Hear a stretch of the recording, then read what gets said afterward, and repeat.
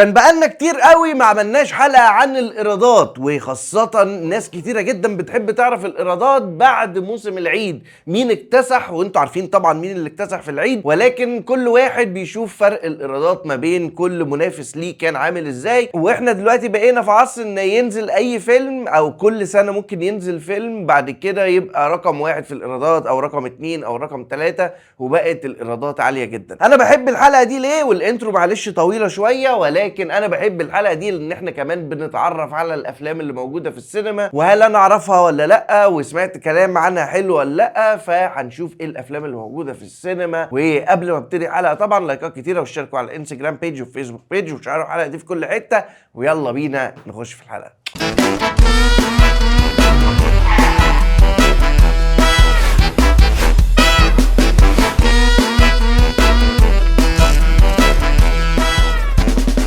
اهلا مسا عليكم، انا محمد كمال بتاع افلام. المهم الحلقه دي بتوع افلام، عايز اقول لكم ان انا ببقى مبسوط منها لان احنا بنتعرف على، زي ما انا قلت لك في الانترو، على الافلام اللي موجوده في السينما. والحاجه التانيه، في حاجات شهر 4 حبيت لازم اذكرها، ان في افلام انجلش حلوه نازله جامده جدا. فيلم ذا دراما من بطوله روبرت باتسون وايضا زنديا، والفيلم اعتقد نزل الاسبوع ده في امريكا وعجب ناس كتيره جدا. فالفيلم ده من اكتر الافلام اللي انا متحمس ليها الشهر ده. والفيلم الاخر اللي يعتبر الابيك يعني، او اول فيلم بلوك باستر هينزل يكسر الدنيا المفروض يعني، وهو فيلم مايكل. فيلم مايكل نازل يوم 24 ابريل، واعتقد الفيلم ده ناس كتيره جدا منتظراه، لان ناس كتيره جدا من جين زي ممكن عارفين مدى اسطوره مايكل جاكسون، وشافوه في تيك توك او شافوه في فيديوهات او كده، ولكن برضو لازم يشوفوا رحلته كانت عامله ازاي. وفي طبعا الجيل بتاعي اللي عارف مايكل جاكسون، واللي كان بالنسبه له حاجه اللي هو كان بيتفرج على مايكل جاكسون يعني. وطبعا الجيل اللي قبله اللي هو من الثمانينات واواخر السبعينات كمان عارفين اصلا مايكل جاكسون.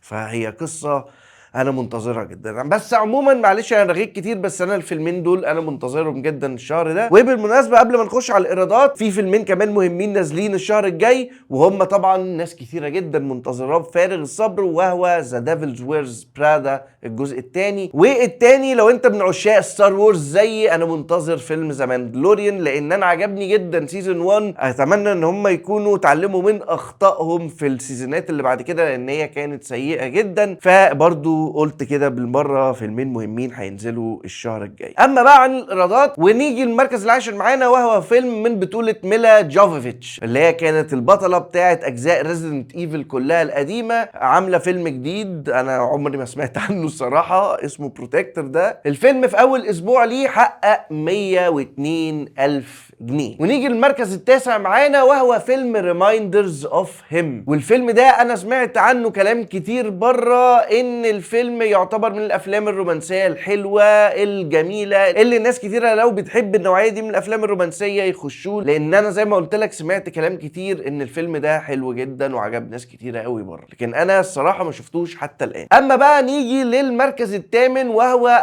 الفضيحه الكبرى. ليه؟ لان ناس كتيره جدا جدا كانت منتظره الفيلم ده، لان لدرجه ان انا شفت كذا يوتيوبر بره ان هو كان بالنسبه لهم الفيلم ده هو اكتر فيلم كان منتظره في السنه كمان، وهو فيلم ذا برايد من بطوله كريستيان بيل. وبيشاركوا في البطوله صاحبه جائزه الاوسكار، اخر فنانه واخده جائزه الاوسكار في افضل دور، وهي جيسي باكلي، وايضا جيك جيلنهال. والفيلم من اخراج اخته اللي هي الممثله ماجي جيلنهال، وطبعا كلنا عارفينها من خلال شخصيه ريتشل اللي قدمتها من فيلم ذا دارك نايت، وليها افلام كتيره قوي، وهي ممثله حلوه جدا صراحه، فعلا الممثلات التقيله. بس بعد بقى كل ده يطلع الفيلم واحد من أسوأ الافلام. انا ما شفتوش الصراحه، ومن كتر ما الكلام السيء اتقال على الفيلم ده، لا اللي هو في ناس تقول لي اوعى تتفرج عليه، ناس اثق فيهم بزياده الزياده يعني، يقولوا لي اوعى تتفرج عليه. انا ندمت ندم عمري. واحد من أسوأ التجارب السينمائيه، واحد من الافلام السيئه جدا. فانا في علامه استفهام. انا معلش ليه مطول شويه، لان انا بحب افضفض معاكم مبدئيا كده.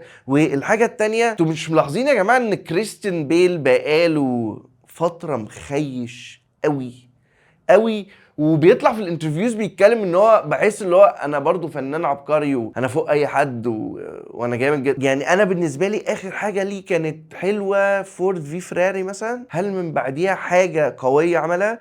لا مش قويه، كمان بتبقى سيئه. فانا مش فاهم كريستيان بيل ماله.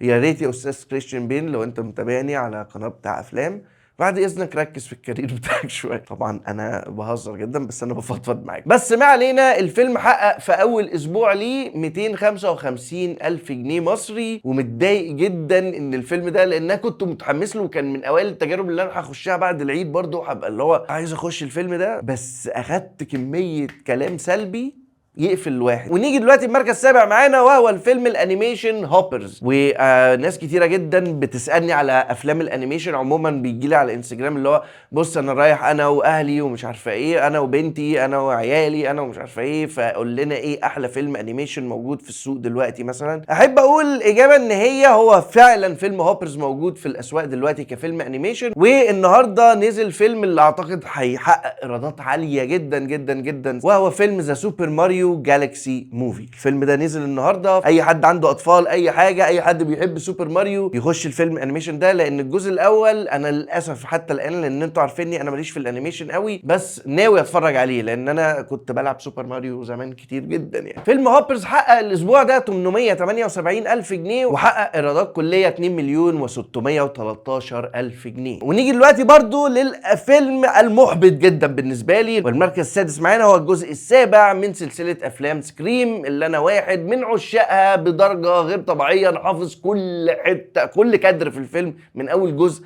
لاخر جزء. الجزء ده هو الاسوء. تخيل انت لما تعمل 6 اجزاء وحلوين حلوين، يعني محدش يقدر يخرج من اي جزء من سكريم تقول دي القرف، لا انتوا كده وقفوا بقى وكفايه بقى اجزاء. لا، الناس بتطلب باجزاء تانية من سكريم. والجزء السابع بره هو اعلى فيلم جاب ايرادات في السلسله كلها. يعني شوف ال6 اجزاء اللي ابتدى الفيلم سنه 97 او 96، من 96 يعني هو دلوقتي بقاله 30 سنه، اعلى فيلم جاب ايرادات فيهم هو الفيلم او الجزء الاسوأ فيهم. تخيل. في ناس بقى اللي هم فانز بتوع سكريم قوي ابتدوا يقولوا لا ما هو كفايه بقى فعلا. انا مش عايز كفايه، تمام، وبحب الابطال دول جدا. بحب سيدني اللي هي نيف كامبل، وكورتني كوكس طبعا عشان فريندز برضو، وكنت بحب دوي جدا، كان اكتر كاركتر كنت بحبها اللي هو ديفيد اركات. بس لا يعني الجزء ده انا متضايق جدا، ازاي تختاروا دول هم دول الريفيل في اخر الفيلم، او هم دول الجوست فيس اللي احنا المفروض نعرف اللغز مين القاتل. ازاي يا جماعه، ازاي جالهم الجرأة ان هم يخلوا دول هم دول؟ لا، حاجه سيئه جدا، مع ان الفيلم كان ماشي في اتجاه كويس بس في الاخر بوظوا كل حاجه. بس عموما الفيلم حقق الاسبوع ده 1,079 الف جنيه، وايرادات كليه 4,938 الف جنيه. ونيجي للمركز الخامس معانا، اللي انا زعلان من نفسي، زعلان من نفسي جدا جدا جدا اني حتى الان ما دخلتش بروجكت هيل ميري. فيلم يعني ليه بقى؟ لان انتوا عارفيني لو انت متابعني من زمان ان انا واحد من الممثلين المفضلين بالنسبه لي راين جوزلينج. فازاي ينزل الفيلم طول الوقت ده وما اخشش الفيلم؟ كمان الكلام اللي بيتقال عليه ان هو واحد من افضل الافلام اللي نزلت السنه دي، هو طبعا لسه متبقي على السنه دي كتير. فكره الناس كتيره بتقول ان هو هيتحط في لسته افضل الافلام بالتاكيد، وناس كتيره جدا خارجه منه مبسوطه وبيعملوا الحركه دي اللي كل عايز افهمها. اي حد يخش لك في فيلم يعمل لك كده. فانا عارف يا اللي انت بتتفرج عليا وشفت الفيلم عمال تقول لي ايوه هتفهم.